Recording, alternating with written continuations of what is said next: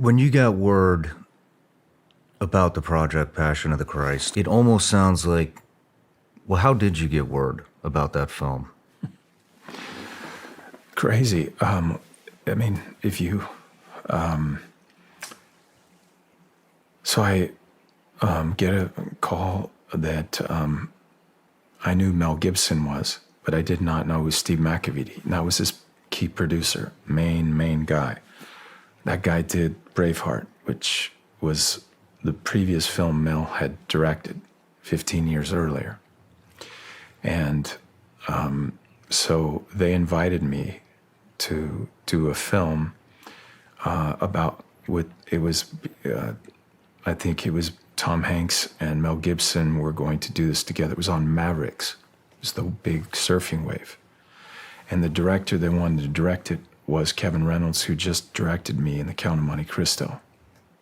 So I went to meet them, and Mel wasn't even supposed to show up, but he did about 40 minutes in.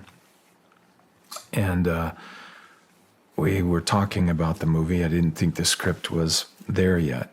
Now, that was going to be a hard film to shoot because I'm not a surfer, but I was a basketball player. So I thought maybe, anyway, but the material wasn't there. And I was talking to him about the material, and then all of a sudden Mel pivot to something.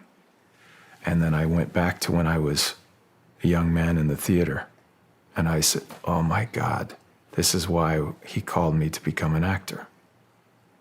And I said, you want me to play Jesus, don't you? And he looked at me, he was smoking a cigarette, and he just, yeah, put his head down. And he was really scared. And I said, okay. He just, what? What? Like, how can you, what? Okay. So I had all that preparation. What was the fear, do you think? Well, 2 days later, he called me at my house, and I was taking the garbage out.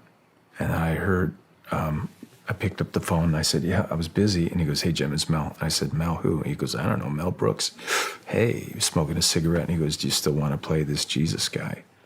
If you do, you may never work in this town again. And I was like, scared. It scared me. I was telling you, I just bought a Lamborghini.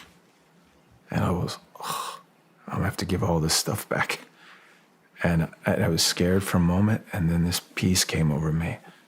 And I could feel it. It was from heaven. And I said, look, man, we're all called to carry our cross. If you don't pick up and carry your cross, you will be crushed by the weight of it.